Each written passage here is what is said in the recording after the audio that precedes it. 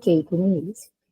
Boa noite a todos. Hoje estamos retornando, né, com o capítulo 8 do livro Os Mensageiros, e o capítulo 8 fala sobre o desastre de Acelino, né. Acelino foi um companheiro que também está no Ministério das Comunicações, e André está lá ouvindo, né,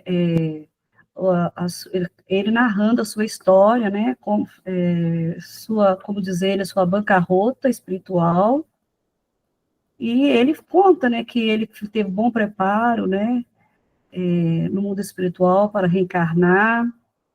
Ele reencarnou com todas as provisões, né, tudo que era necessário para a sua caminhada, sua evolução, e até os 20 anos, né, ele seguiu todo o trajeto, né, planejado no mundo espiritual, só que com os 20 anos ele foi chamado, né, para seu trabalho mediúnico, né, ter desenvolvido a vidência, a audição e a psicografia.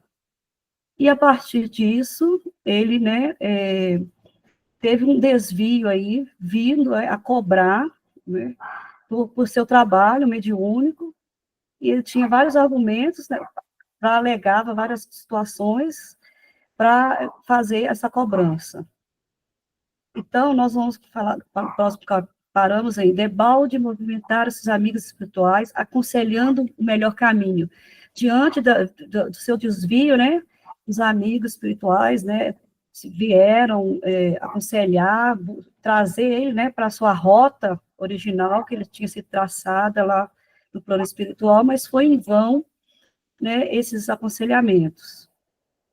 Companheiros encarnados chamavam-me a esclarecimentos oportunos. Agarrei o interesse inferior e fixei meu ponto de vista.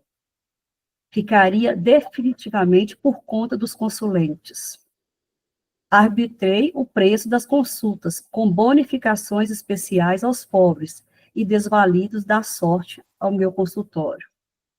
Aí, encheu-se de gente. Interesse enorme foi despertado entre os que desejavam melhoras físicas e soluções de negócios materiais. Grande número de famílias abastardas tomou-me por conselheiro habitual para todos os problemas da vida. As lições de espiritualidade superior, a confraternização amiga, o serviço redentor do Evangelho e as preleções dos hemisférios divinos ficaram à distância. Não mais a escola da virtude, do amor fraternal, da edificação superior, e sim a consulta comercial, as ligações humanas, legais ou criminosas, os caprichos apaixonados, os casos de polícia e todo um cortejo de misérias da humanidade em suas... Pode passar, Rosa. Só para eu concluir aqui. Em suas experiências menos dignas. Só vou voltar lá um pouquinho, senão vai ficar muito longe o slide para fazer um comentário. Então, diante dessa desvio de conduta dele, vamos dizer, não sei se eu posso dizer desvio de conduta, né?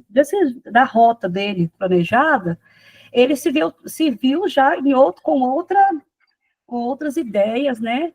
E ali foi se alinhando a ele os interesses, quem tinha seus interesses materiais. E uma coisa que me chamou muita atenção, que tinha, ele, na cabeça dele, tinha até bonificações para os pobres, né? É como se eu estou fazendo alguma coisa interessante ainda, vamos dizer, humanitária, seria talvez a palavra, não sei se esse é o termo que deveria usar. Mas ele literalmente passou para situações comerciais, usou as suas faculdades mediúnicas, né, para situações comerciais como um ganho financeiro. E isso foi cada vez mais aproximando dele pessoas com interesses também, né, materiais. Aí nós podemos ver que questões criminais, questões, né, financeiras, todos esses, a questão espiritual, né, a questão que ele até fala, deixa eu ver onde que é a parte que ele fala deixa eu ver aqui onde que ele fala.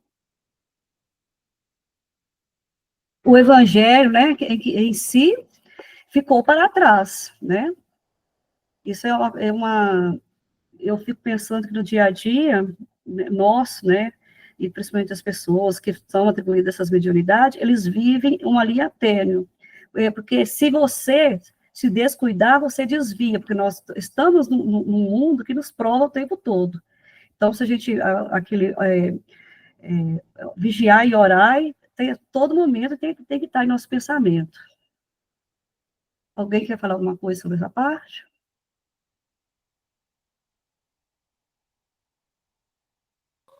Eu gostaria, Denise. Pode falar, Renata. Engraçado, porque a gente vai avaliar essa fala dele, né? Esse relato dele, e aí a gente vai vendo o quanto, o quão as armadilhas são sutis.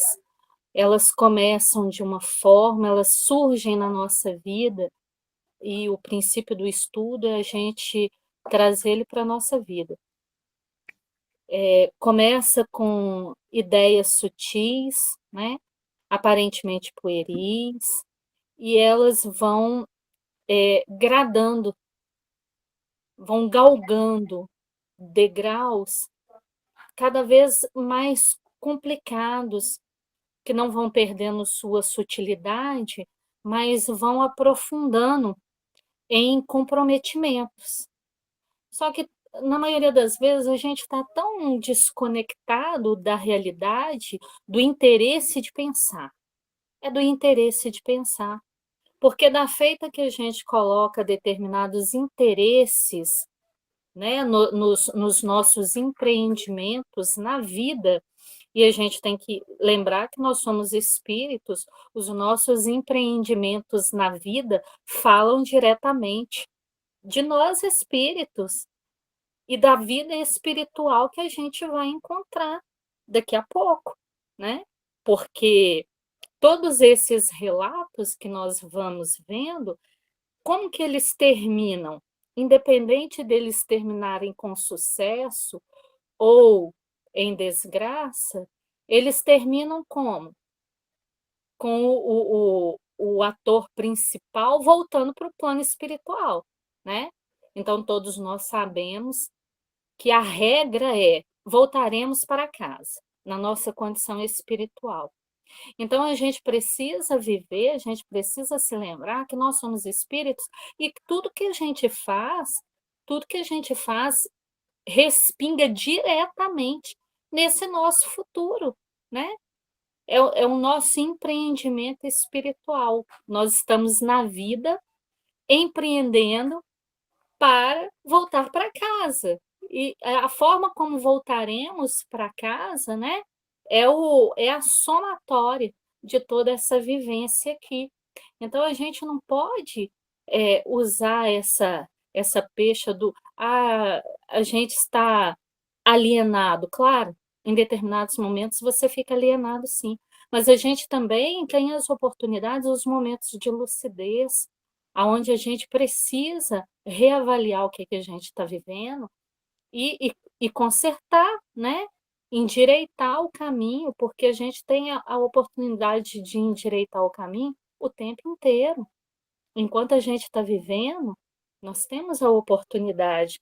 Então, quando ele fala aqui, né, que em vão companheiros encarnados chamavam-me a esclarecimento oportuno, e que não, olha só, companheiros encarnados, mas também os companheiros desencarnados, porque a espiritualidade não deixa a gente à margem, não deixa a gente solta.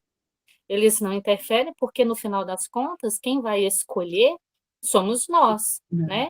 É o livre-arbítrio, é a nossa condição de escolha. Nós vamos escolher, mas eles não soltam a nossa mão, porque eles sabem que as escolhas que nós estamos fazendo, mesmo, né, fortuitamente, desatentamente, vai trazer para a gente um grande prejuízo.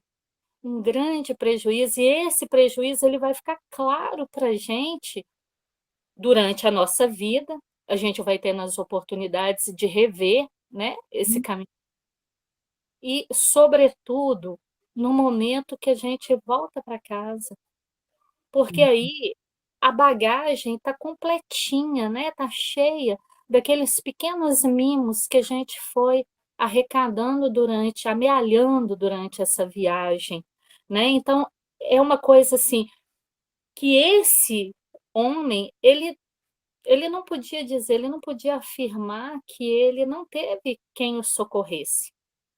Ele estava apenas extremamente envolvido e gostando, né, da forma como ele estava administrando a vida dele, o senhor da vida dele. Era mentira? É mentira não, ele é o senhor da vida dele, né.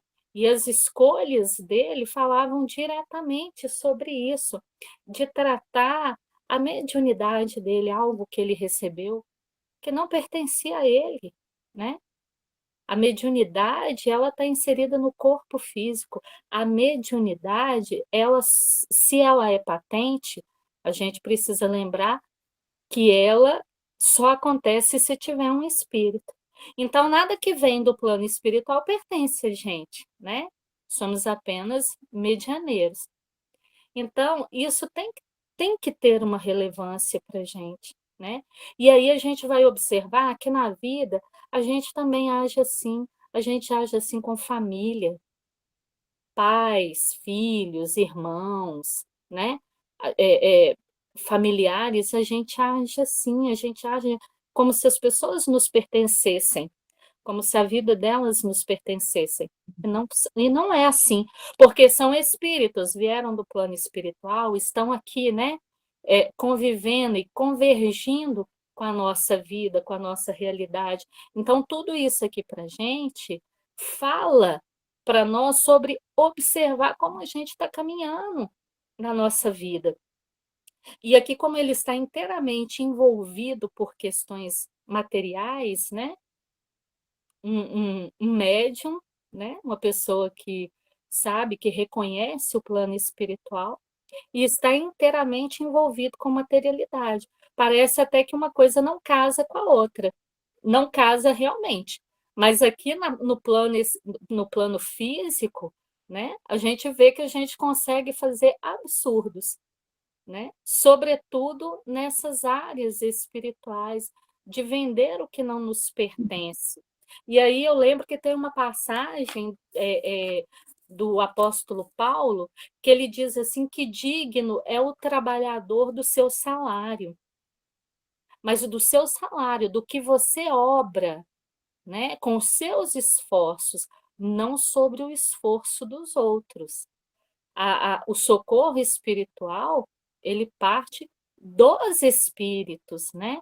As curas, se elas vêm do plano espiritual para nós, a gente não tem o direito de se valer dela como proprietários, né? De um bem que não é nosso. Então, não teria como essa vivência, essa experiência ser feliz. E ele está contando isso para a gente tem que observar que na vida nós fazemos isso. Se não necessariamente com questões espirituais, com questões outras, que a gente quer se valer de oportunidades, de situações, né? de, de, de fatores humanos. Ah, só consegue determinada coisa aquele que tem QI, né? Quem indica. Não, né? Vamos buscar as coisas de forma honrada, honesta, digna, porque tudo que não for digno do nosso esforço, nós teremos que prestar contas. Até nas situações que a gente se vale assim, porque teve alguém que favoreceu, né? Tem alguém que favoreceu. A gente tem que observar isso. No mundo que nós vivemos é muito difícil você se manter honesto. É verdade. né? É muito difícil, porque tem várias coisas assim que nos oferecem oportunidades, né? Te vale, mas aí a gente tem que lembrar de uma coisa, que é um princípio. Isso que me vale sem retirar de outra pessoa um direito que também seria dela? Aí muitos de nós pode pensar assim: "Ah, mas eu não estou fazendo nada para prejudicar os outros, né, me foi oferecido, eu não fui buscar". Mas se te foi oferecido, realmente é digno? É correto? Isso que te foi oferecido, tira de outra pessoa, né, o direito dela de estar à frente? Nós precisamos, porque isso aqui são coisas que vão caminhando na direção da nossa honestidade, do que a gente deve desenvolver como honestidade, como o que é correto, né? Tem uma forma de se tratar brasileiro que eu não gosto, e que é uma coisa muito antiga, é uma fala muito antiga, né? A brasileira é esperto. Eu cresci ouvindo isso. Eu acho isso tenebroso. Porque essa esperteza vem falar de algo, ou de alguém, ou de pessoas que estão se valendo de situações, né? Está passando à frente dos outros, tá, tá se valendo de um benefício em detrimento de outro. Até a gente entender que isso hoje é algo que já desagrada muita gente, Uhum. mas ainda assim é tomado como algo que seja positivo, e não é, né? Você é esperto, mas você é esperto em que sentido? Qual é o sentido da sua esperteza? A gente precisa aprender isso, porque essas são as armadilhas, né? Que a gente vai caindo pelo caminho. E como diz o apóstolo Paulo novamente, que só lobos caem em armadilha para lobos. Precisamos lembrar disso, né? Essa facilidade, porque tem gente que trata isso com muita naturalidade. Nós também podemos tratar determinadas situações com muita naturalidade, mas a gente tem que aprender a observar as coisas para a gente não seguir o fluxo, né? Eu não quero seguir o fluxo, não quero seguir a massa está indo nessa direção, mas essa direção é uma direção boa, é a direção correta, né? Então aqui ele está dando para a gente um exemplo muito duro, né?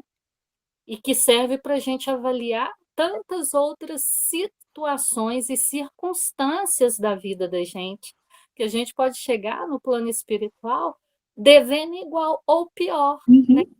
Porque a gente tem o relato dele, e anteriormente nós tivemos do outro irmão, e a gente pensou assim, não tinha como piorar, né? Teve. E É, depois desse aqui, tem como piorar? Tem também, sei. né? Obrigada, Denise. Você pode falar, Rosa? Bom, eu queria corroborar o que a Renata disse.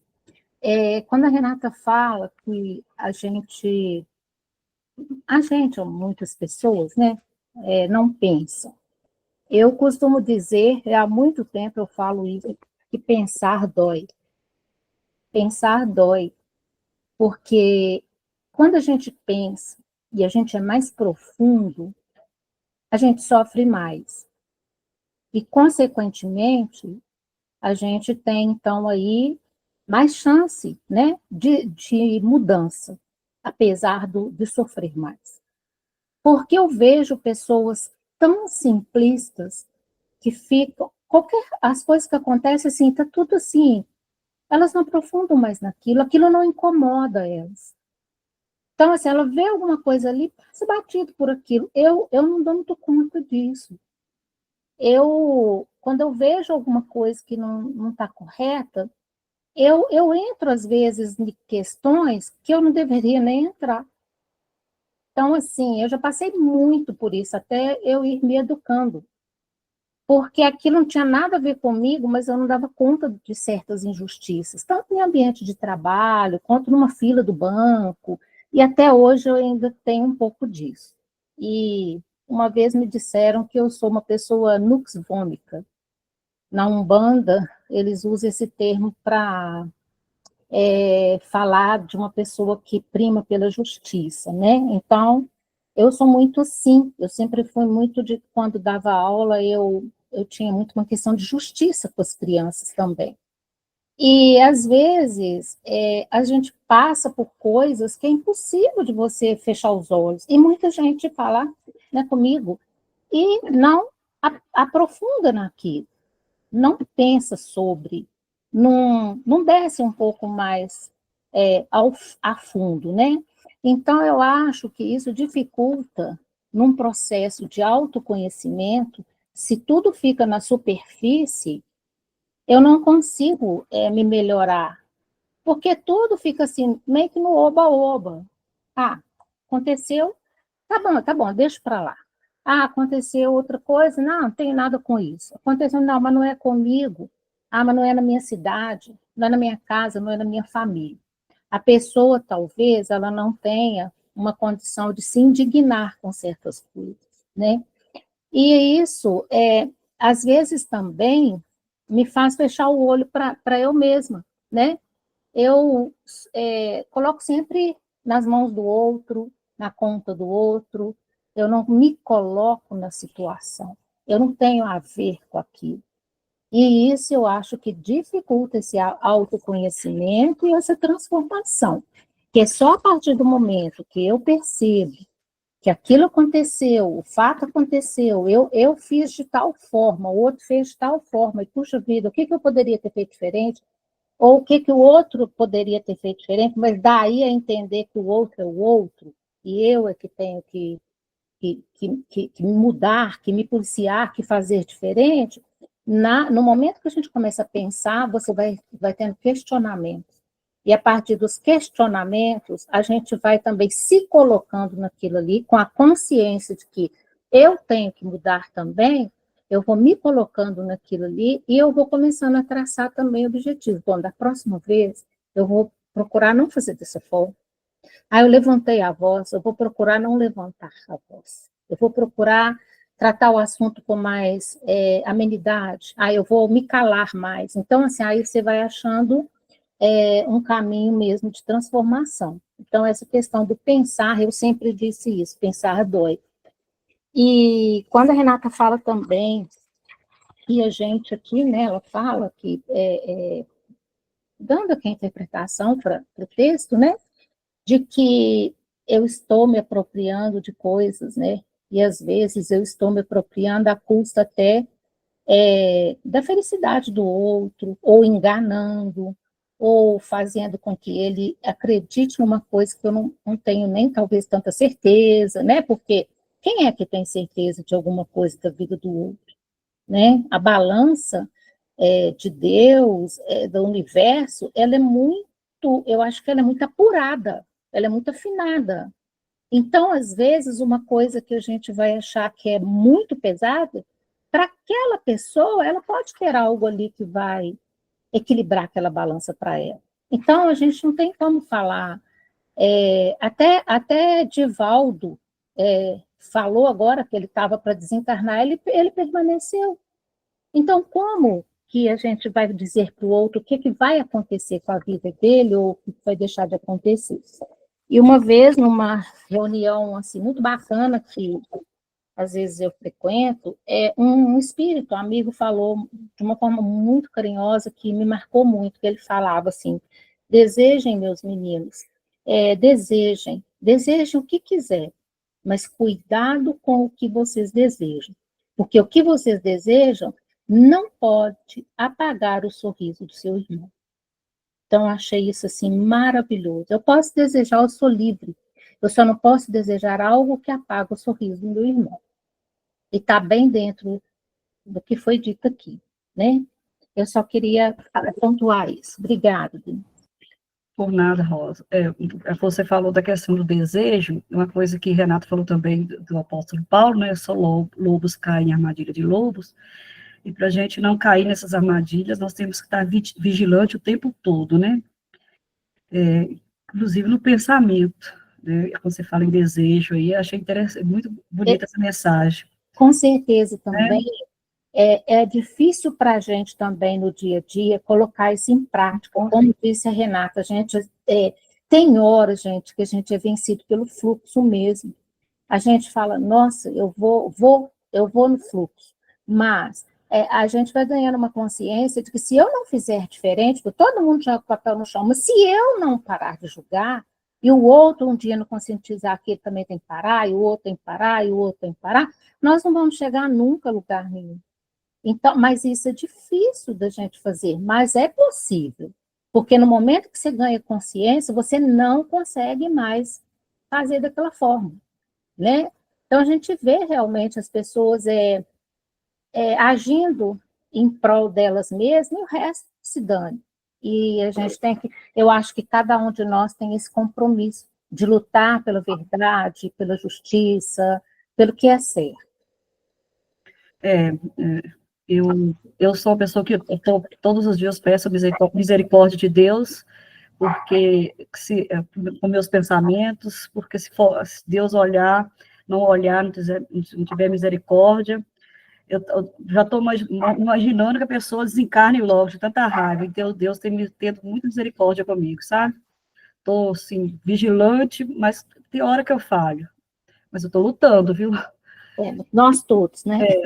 Mas eu sim, eu tenho, assim, uma luta muito grande, interna, e Deus está tendo misericórdia. Mas vamos lá, né? Transformar, assim, completamente paisagem espiritual que me rodeava. Então, a partir do momento que ele abaixou sua vibração, né?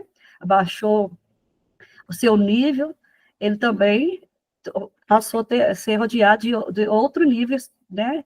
De espíritos, não aqueles elevados a quais o intuía ou amparava, né, no seu momento de trabalho. A força de me cercar de pessoas criminosas por questões de ganho sistemático, as baixas correntes mentais dos inquietos clientes encarceravam-me em sombria cadeia psíquica.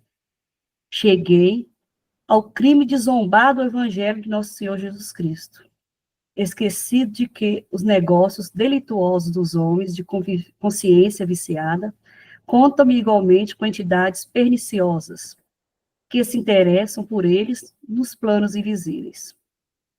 Transformei a mediunidade em fonte de palpites materiais e baixos avisos. Pode passar, Rosa. Nesse momento, os olhos do narrador cobriram-se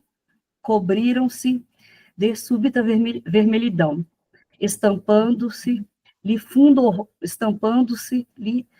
horror nas pupilas, como se estivesse revivendo artroses dilacerações. Então, ele, nesse momento que ele estava narrando, ele, vamos dizer que mentalmente ele reviveu tudo aquilo que ele passou, né? Tudo aquilo que se atrelaram a ele, se alinharam com as suas ideias, ele passou como se estivesse relembrando, né, de todos os momentos, na sua memória, voltasse daquelas situações que ele passou quando estava encarnado.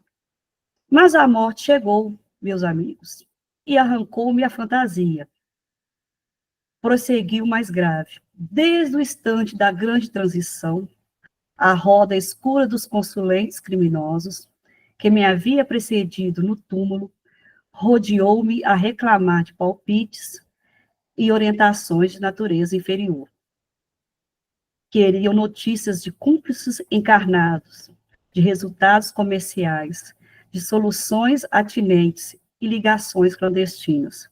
Bom, ele, quando estava encarnado, né, fez a sua escolha. E ele, como o Renato já disse, né, chegou o momento dele desencarnar. E estavam lá seus companheiros, né, desencarnados, aqui, que continuavam exigindo seus trabalhos,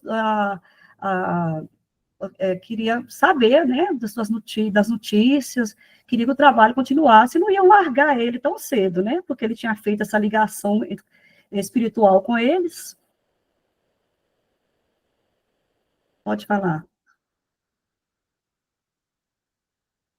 Rosa. Eu queria voltar um pouquinho aqui, quando fala aqui em cima que, ao narrar, né, ele volta, né, no tempo ali. Ele sente novamente, né, o horror, como se ele estivesse revivendo atrozes dilacerações. Na verdade, ele está revivendo, né?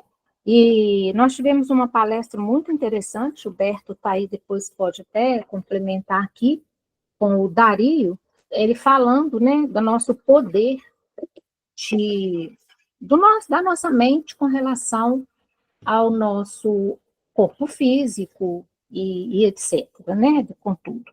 Então, porque tudo é energia. Essa situação que ele vive aí é a situação que a gente vive quando a gente fica parado no ódio, né? Parado na mágoa. Quando a gente, cada vez que a gente conta aquilo, cada vez que a gente repete aquilo, cada vez que a gente lembra daquilo, a gente sente aquela descarga de novo, né? De energia deletéria, de energia ruim, de desfuncionamento, né, do corpo. Então, parece que aquilo vai tomando até uma proporção maior do que, às vezes, na realidade teve, né? Não estou dizendo que é o caso dele, não, mas estou chamando atenção para isso porque até os olhos dele se cobrem de vermelhidão, mas que a gente precisa ter cuidado para a gente não ficar rememorando, remoendo, ruminando mágoas, né? Tentar resolver, perdoar, resolver conosco mesmo, para que a gente não fique passando várias vezes pela uma energia que passou uma vez só, pronto, bastou, acabou, vamos deixar para lá, ou mesmo que tenha sido relembrado, mas tem pessoas que às vezes param naquilo e continuam falando e fala aquilo a vida inteira, né? Aquele ódio, aquela coisa, elas não conseguem, mal sabem elas que quem está mais sofrendo mais é ela mesma, e não, às vezes, a pessoa que causou aquilo para ela. Isso que eu queria chamar a atenção aqui. Mais alguém quer falar alguma coisa?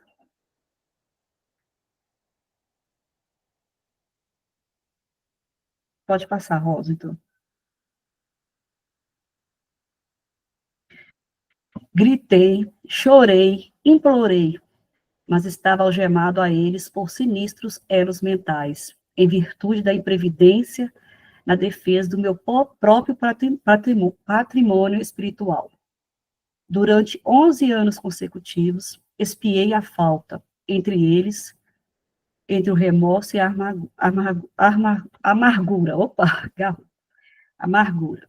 Então, ele, né, após seu desencarne, ele ficou lá preso a essas entidades,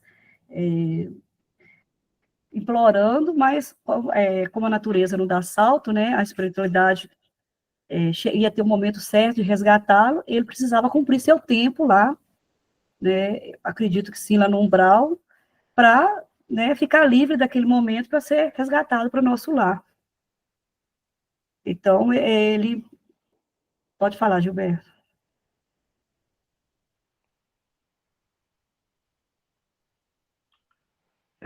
A gente precisa lembrar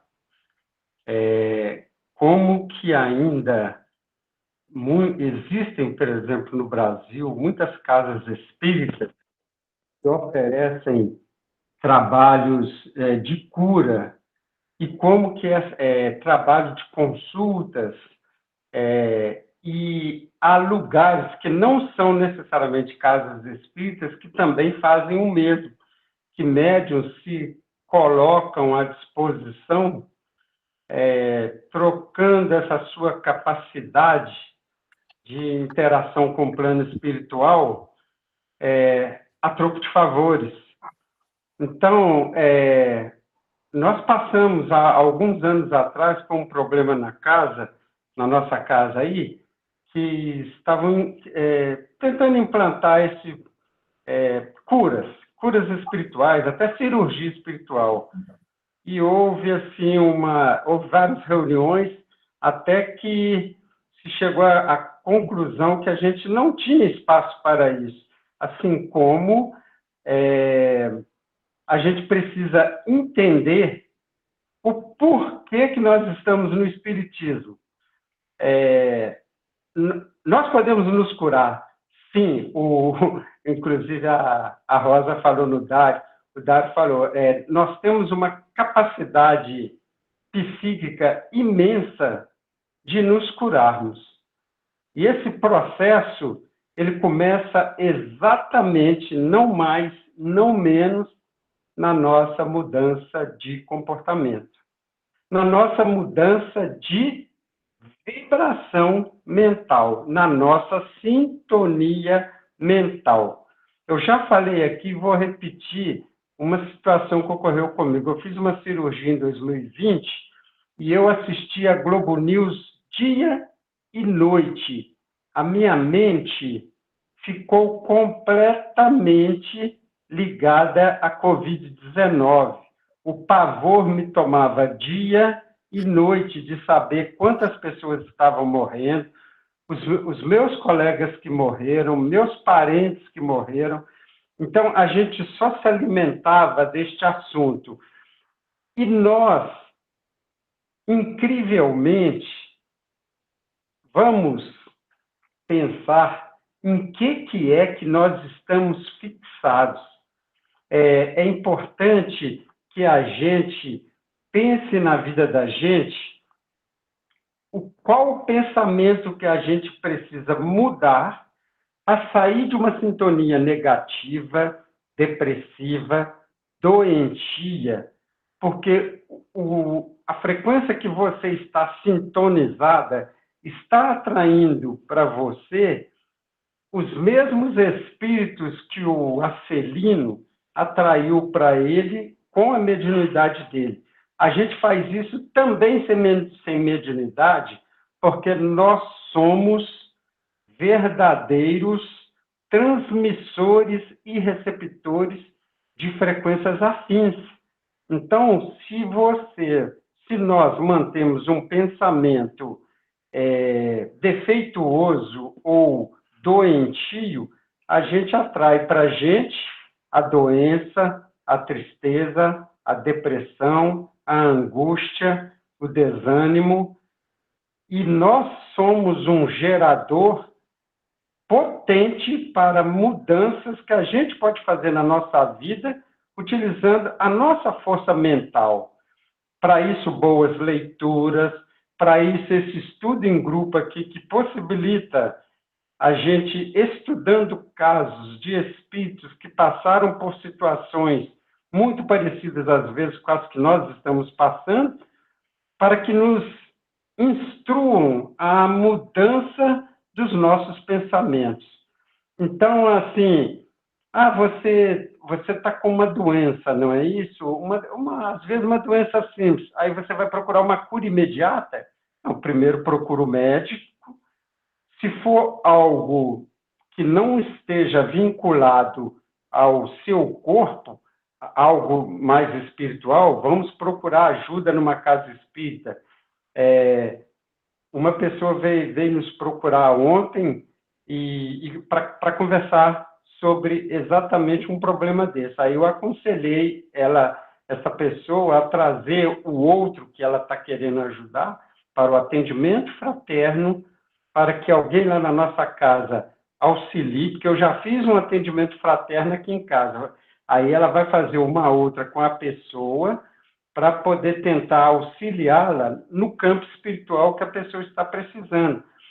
Por quê? Porque nós precisamos nos desconectar das vibrações doentias que a gente mesmo gerou e que é retroalimentada por entidades que se vinculam a nós por causa desses pensamentos. Por isso, essas instruções dos livros do André Luiz é muito importante para a gente, porque elas vão redirecionar a nossa vida para mares mais calmos, para horizontes mais limpos, para águas mais tranquilas e límpidas, para que a nossa vida transcorra melhor. Era só isso que eu queria falar. Obrigado. Ô, Gilberto, você falou a questão do desvincular, né, de situações. Eu passei por uma situação também, uns 2 anos atrás, de uma pessoa que veio me pedir ajuda, e eu fiquei muito, assim, mexida com a situação, eu não sabia como que ajudava. Primeiro momento, eu comprei livro espírita, tinha o evangelho aqui, eu separei o evangelho para doar para essa pessoa. Aí, um dia, teve uma palestra lá na casa, com o seu Nilo, e após a palestra, eu conversei com ele. Aí, seu Nilo conversou, essa pessoa, a família dessa pessoa procurou o seu Nilo. Aí, depois que o seu Nilo conversou, tudo, eles foram lá, aí foi me dando uma paz, sabe? Eu só tive um sonho com a pessoa, foi sonhando, eu fui saindo daquela situação, porque eu estava tão presa numa situação, parecendo que eu não estava conseguindo ajudar a pessoa em sofrimento, eu pensava assim, é minha obrigação ajudar, porque eu já passei por isso, eu tenho que ajudar, se acontecer alguma coisa, eu não vou me perdoar. Depois dessa palestra, depois que o senhor Nilo, né, conversou com a família dessa pessoa, foi me dando uma paz, eu, graças a Deus, hoje eu não, né, não sei como que está, porque o caminho eu mostrei, hoje eu penso assim, já mostrei o caminho, se a pessoa seguir, boa escolha, se não, é a escolha dela também. Eu falei essa frase mais ou menos do jeito que você disse para a pessoa, que é o seguinte: o Espiritismo não obriga ninguém a absolutamente nada. A gente oferece as instruções e eu te ofereço um caminho. Eu estou te dando uma pré-instrução e você pode tentar acompanhar ou não, porque já que eles deram, como católicos, deram essa abertura, e até tem evangélico no meio, aí eu falei assim, o conhecimento é o conhecimento que vai te salvar a sua mente e a mente dessa pessoa, se você direcioná-la. E a outra coisa, você disse muito importante, a gente ajuda, mas a gente não pode entrar na sintonia vibracional. Sim, a gente quer ajudar. Eu já passei por muita situação parecida com essa que você disse, mas, assim, eu procuro dar todas as instruções e o caminho. Eu até mentalizo a pessoa chegando na casa, ela indo lá, querendo ser atendida, para que eu faça sempre a minha parte do auxílio. Então, é isso que é importante. É só isso. Obrigado.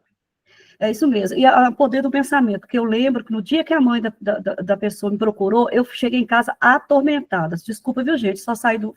Eu cheguei em casa atormentada. Aí eu lembro que eu estava lavando louça, eu falei, Deus, me ajuda a ajudar. No primeiro momento eu pensei em ligar para a Paula. Aí eu falei, não vou ligar para a Paula. Quando foi no domingo que eu fui na palestra, que o seu Nilo estava lá, parece que foi justamente aquilo. Aí, depois que conversei com o seu Nilo já passou o caso para a pessoa, já procurou a pessoa, o seu Nilo mesmo procurou a pessoa, Deus me deu, assim, eu fui me dando uma paz. Então, meu pensamento, pedir a Deus para ajudar, desse o caminho para ajudar, eu acho que foi esse o meu pedido e foi atendido. Então, vamos lá. Acelino calou-se, parecendo mais comovido, em vista das lágrimas abundantes. Fundamente sensibilizado, Vicente considerou. Que isso? Não se atormente assim. Você não cometeu assassínios, nem alimentou a intenção liberada de espalhar o mal. A meu ver, você enganou-se também, como tantos de nós. Será que é só isso? Vamos ver mais para frente o que vai falar aqui. Depois eu vou comentar. Acelino, porém, enxugou o pranto e respondeu. Não fui homicida, nem ladrão vulgar. Não mantive o propósito íntimo de ferir ninguém, mas nem desrespeitei alheios lares. Mas, indo aos círculos carnais para servir às criaturas de Deus, nossos irmãos... Nossos irmãos auxiliando no crescimento espiritual com Jesus, apenas fiz viciados da crença religiosa e delinquentes ocultos, mutilado da fé e aleijado do pensamento. Deixa eu só ver o que eu coloquei aqui, que eu marquei, eu não lembro o que é.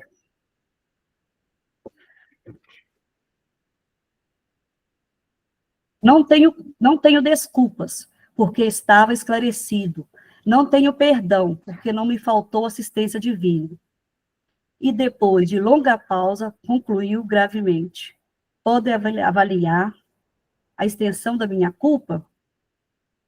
Então, eu entendi que nessa parte aqui, né, quando ele fala que ele não foi homicida nem ladrão, mas ele fez criaturas, né, viciadas, em crenças religiosas, delinquentes ocultos.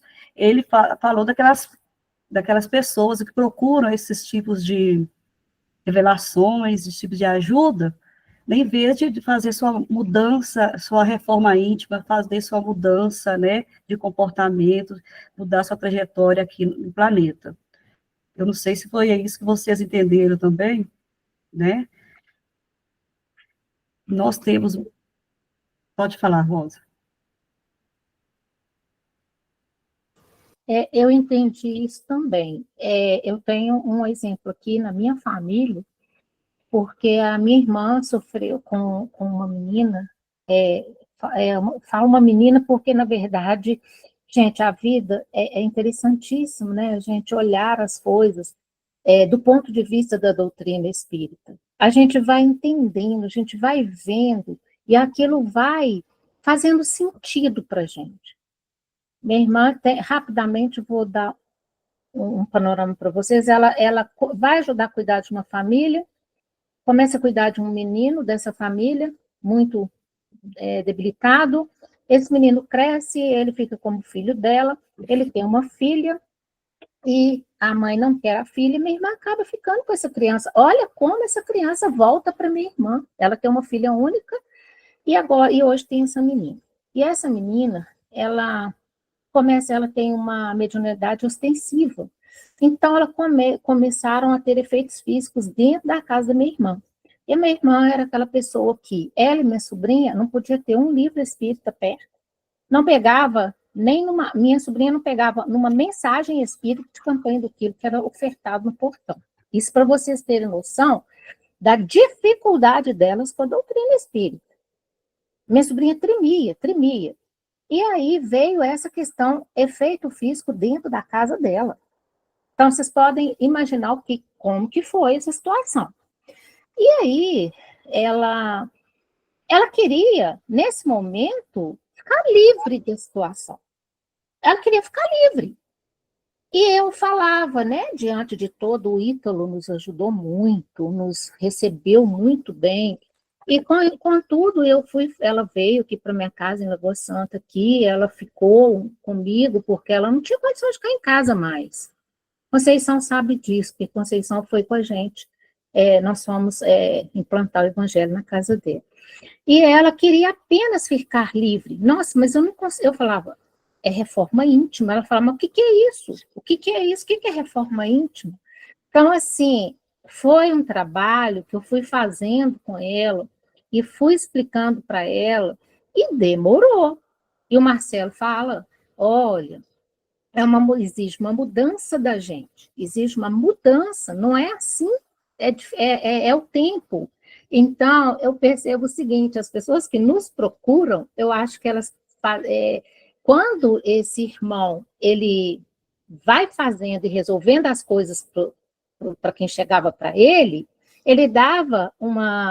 não dava igual vocês falaram, a gente dá o caminho, a gente mostra o caminho, a gente segue junto se for preciso, mas a gente não pode resolver o problema hoje e nem amanhã, quem vai resolver é você mesmo.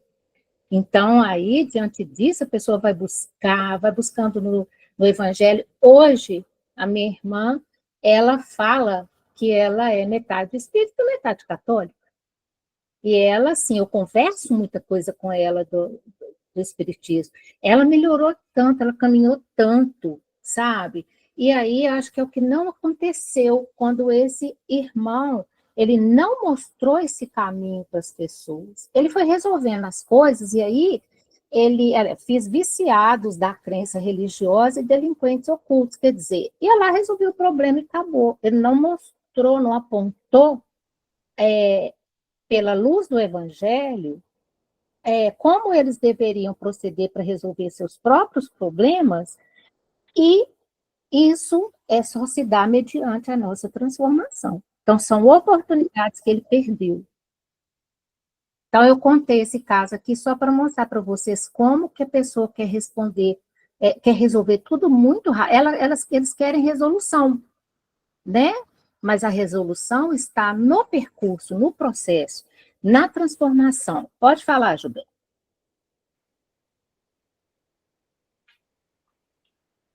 Fica uma pergunta também para nós, qual foi a missão que nós nos comprometemos no plano espiritual ao estar aqui presente nesta existência?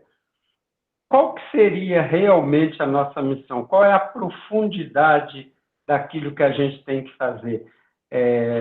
A gente olhando cada passagem que esses livros têm nos mostrado, é interessante a gente se perguntar, eu estou no caminho correto? Eu estou fazendo tudo que eu deveria fazer? Será que eu posso fazer mais e melhor ou não? Será que eu já fiz? Será que eu me desviei muito do caminho? Eu vejo assim, eu fui trilhando um caminho até chegar ao Espiritismo, e eu demorei para chegar no Espiritismo, mas quando eu cheguei, levando em consideração todo o conhecimento adquirido nos bancos escolares, foi até hoje a doutrina que mais me respondeu a todas as minhas indagações. Eu ainda tenho necessidade de aprender muito. Eu gostaria de poder falar melhor, de explicar melhor. Às vezes eu me considero um pouco prolixo na hora de explicar. E levando em consideração o capítulo de hoje, eu acho que eu já falei, se eu já falei, vocês me perdoem, mas no jornal, eu não sei se foi no Globo News ou se foi no Fantástico, teve uma reportagem, o André Trigueiro fez uma entrevista com um médico que está estudando a mediunidade cientificamente na USP. Então, assim, para a gente não ficar naquela ideia de que aquilo ali é um fenômeno inexplicável. Não, o fenômeno é explicável. E a gente convive com ele dentro dos nossos lares, com os nossos amigos, e que a gente precisa entender todo esse processo para a gente não endeusar um médium e não atrapalhar, inclusive, o caminho desse médium. Porque muitas vezes as pessoas ficam pedindo para o médium adivinhações, coisas banais, na hora que, às vezes, ele está num processo de sintonia com algum espírito, a gente é levado pela curiosidade, e isso jamais deve ser feito. Então, assim, vou deixar o resto das palavras para mais alguém, e muito obrigado. Uma coisa também que nós temos que ficar, espíritas principalmente, nós temos que ficar muito atento, que tudo que acontece na sua vida, deu errado, mas nossa, eu estou obsidiada, isso é coisa do espírito, mas nós esquecemos que nós não somos prudentes com nossas ações, às vezes, nossas atitudes no dia a dia, aí fica culpando os desencarnados, né, por situações que são nós mesmos os grandes culpados. A gente tem que tomar muito cuidado isso, porque eu, né, passei uma situação alguns anos atrás com uma pessoa, se a pessoa tropeçava era desencarnado, tudo isso. Ela já chegou a um dia, estava numa situação que ganhou um buquê de flor. A flor passou 5 dias, murchou. Ela falou, tá vendo a espiritualidade? Tá até sentindo que a flor murchou. Eu falei, pelo amor de Deus, flor murcha. Então a pessoa tem que tomar muito cuidado com isso. E principalmente para nós que estamos dentro da doutrina espírita, para a gente não criar um vício de culpar o outro, principalmente o desencarnado. O Denise, é um eterno aprender, né? Um dia eu chegando na escola, uma pessoa me olhou e eu tropecei, quase caí. Aí eu, mais que depressa, né? Poxa, a pessoa me olhou daquele jeito, me jogou no chão. Não. Veio a correção. Você estava numa frequência que você deixou ela te julgar no chão, né? Ninguém obsedia sem receber também uma abertura para o outro que está sendo obsediado, né? Então, é isso que está falando, é isso mesmo. A gente tem os processos? Tem sim, mas nós já estamos numa consciência de que nós podemos, como o Gilberto falou, a gente... Gente, desculpa, tá? Porque aqui em casa está um tanto de cachorro, e meu marido está chegando e eles ficam loucos. Então, a gente tem que estar sempre tentando vibrar uma frequência melhor, né? Mais alta.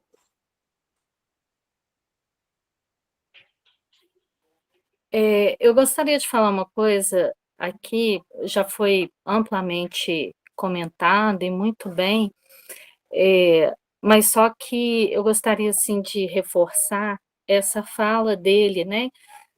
Que ele não foi um homicida vulgar, né? Ele não foi um ladrão vulgar. O que é um ladrão vulgar, né, gente? Alguém que rouba deliberadamente, assalta, né? A mão armada, enfim, retira do outro a força.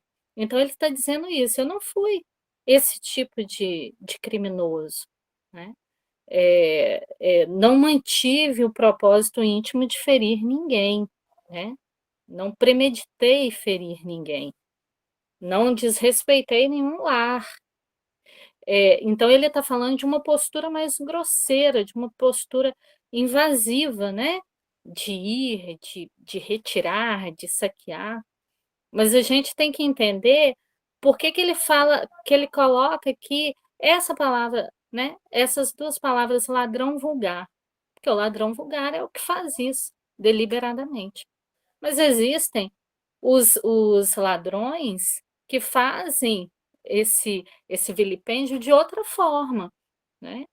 Que retira a paz. Já foi falado isso aqui. Retira a alegria do outro com falas duras, muitas vezes cercadas de preconceitos, de vários preconceitos, de vários, né? E de posturas que infelicitam os outros. Então a gente tem que entender, a gente tem que pensar sobre isso. Não é ladrão só aquele que chega armado ou aquele que espera o dono da casa sair para ir lá saquear, não. Não é só esse modelo de roubo, de furto, né, que caracteriza um ladrão. Então ele fala que eu não fui ladrão vulgar, eu não agi dessa forma, mas eu te retirei de outras formas. A Denise falou aqui, né, é, é, é, do vício, da pessoa entender que tudo que ocorre, o que ocorria com a pessoa que ela deu o exemplo, era uma questão assim espiritual. A gente vicia. Então, quando ele fala, né, é, é, apenas viciados da crença religiosa e delinquentes ocultos. Quando a gente oferece algo espiritual para os outros, a gente tem que ter entendimento que não pode ser algo, como também já foi dito aqui, que é pelas beiradas, é algo assim, sem profundidade. Às vezes acontece de chegar nas casas espíritas, pessoas buscando ajuda, socorro, dizendo que eu fui em tal lugar e uma pessoa falou que eu estou obsidiada. Gente, primeiro que a gente não tem condição de afirmar que qualquer pessoa está obsidiada. levando-se em consideração que nós estamos num mundo de provas e expiações e que a gente é cheio de defeitos e a gente pode sim ser obsidiado pelos nossos defeitos ou pela não cura, não tratamento dos defeitos que temos, atraímos, né? A espiritualidade está sempre nos ajudando, está sempre nos ajudando. E a gente está sempre buscando a conexão com aquilo que eles estão tirando do nosso caminho. Então, quando as coisas não são explicadas, quando não é oferecido para a gente, né, as coisas com claridade, eu estou falando em termos de espiritualidade, né? Quando as coisas não são oferecidas para a gente com clareza, porque a gente entende que só existe mistério enquanto a gente não entende, quando a gente não compreende. Você aprendeu sobre o assunto, sobre a questão, ela deixou de ser misteriosa, porque você entrou naquele universo, né? Então, quando isso não é oferecido só a fantasia, né? Só o lúdico, o que que a gente faz? A gente vicia as pessoas em crenças que não têm fundamento, que não se sustentam, não sustenta o ser humano, né? Então, assim, falar sobre o evangelho do Cristo pede que a gente não saiba nem, não é nem tanto do que está falando, das palavras bonitas que está usando. É como a gente vive isso. Porque o evangelho, ele não foi trazido para a gente recitar ele, né? Ele foi trazido para a gente viver ele. Então, nós precisamos aprender a viver o evangelho. Porque quando nós não tivermos palavras, quando nós não conhecermos palavras para oferecer, os atos, os gestos, a vivência falará essa língua, né, que muitas vezes pode não ser compreendida. Por quê? Porque Jesus ensinava oralmente e ele exemplificava, né? Ele vivia o que ele ensinava. Então, se eu estou lá junto de Jesus e eu não compreendo a fala dele como a grande maioria não compreendia, eu conseguia compreender o ato, a vivência, né? O exemplo, porque o exemplo arrasta. Então, ele está falando disso, que ele falou, mas o que ele falou não tinha substância, né?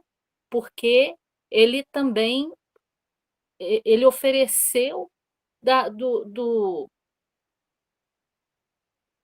ludibrio que ele viveu, né?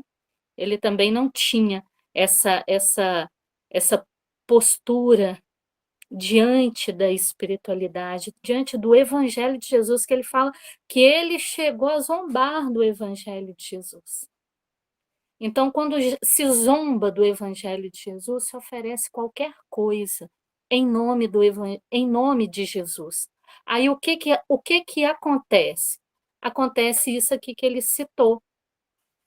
Acontece que a gente deixa pelo caminho mutilados da fé e aleijados do pensamento. Porque aí, como vocês mesmos citaram, Rosa citou, Denise citou, vai chegando as pessoas e elas vão acreditando em crendices, né? Então, a vivência do evangelho, conhecer o evangelho, viver ele, oferecer ele com clareza, como Jesus veio nos oferecer, é a nossa obrigação. É a obrigação de quem se diz cristão, né? É oferecer o evangelho do Cristo da forma mais pura que se pode conseguir. Que se pode conseguir. Eu não posso oferecer o evangelho de Jesus como vocês, eu não tenho essa condição, mas eu preciso oferecê-lo da forma como ele fala ao meu coração. E ele tem que falar ao meu coração sem enganos, porque Jesus não enganava ninguém, né? Por isso que quando se retorna para a pátria espiritual, devedores nessa profundidade aqui, ó, não existe paz, Porque não tem como você dizer, ah, eu não sabia. Sabia, sabia, né? Compreendia.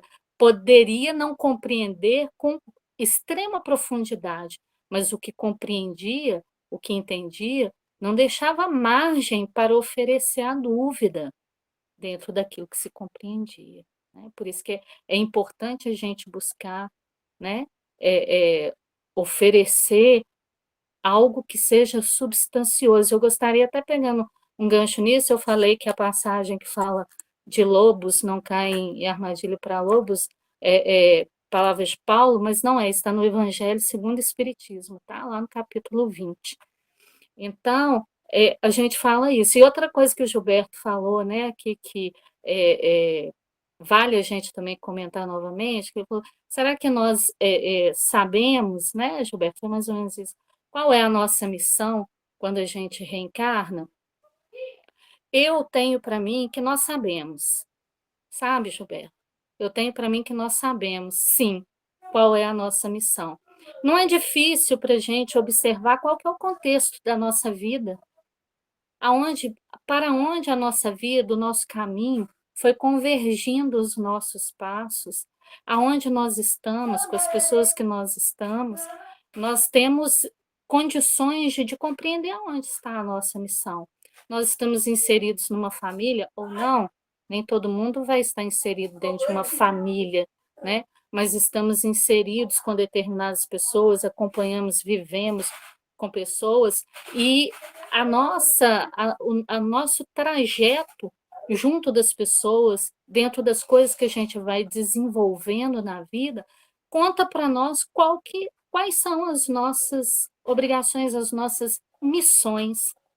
Porque muitas vezes eu posso pensar assim, gente, eu acho que a minha missão aqui não está muito clara, não, porque será que eu vim aqui só para ficar nessa família, só para ficar com essas pessoas, só para vivenciar os dilemas e as alegrias desse contexto? Às vezes eu fico buscando coisas muito grandiosas, né?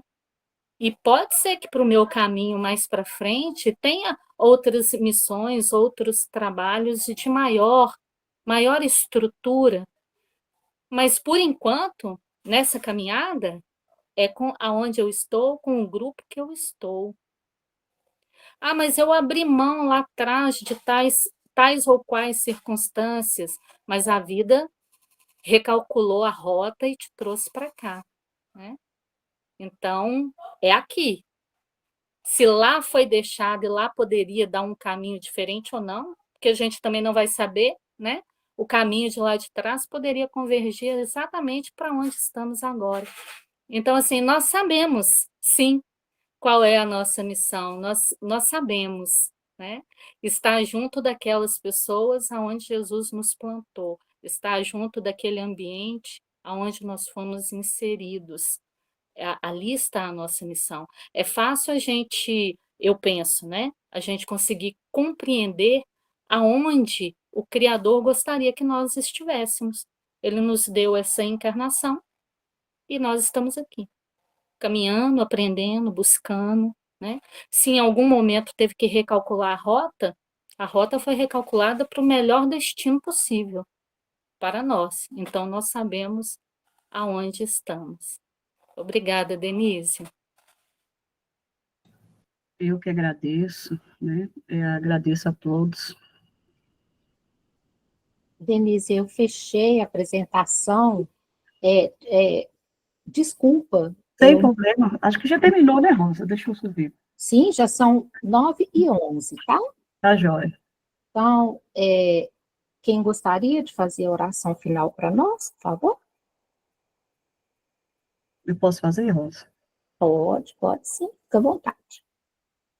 Senhor, meu Deus, meu Pai, agradecemos por essa oportunidade de estarmos aqui reunidos para esse estudo do livro Os Mensageiros. Peço sua bênção, proteção para todos nós, aqueles que puderam estar aqui hoje, aqueles também que não puderam, por algum motivo, estar aqui juntos, reunidos. Meu mestre e amigo Jesus, muito obrigada pela oportunidade de conhecer a tua palavra. Que nós possamos colocar em prática o nosso dia a dia, os teus ensinamentos. Graças a Deus e graças a Jesus. Que assim seja. Que assim seja. Muito obrigada. Só um minuto, por favor.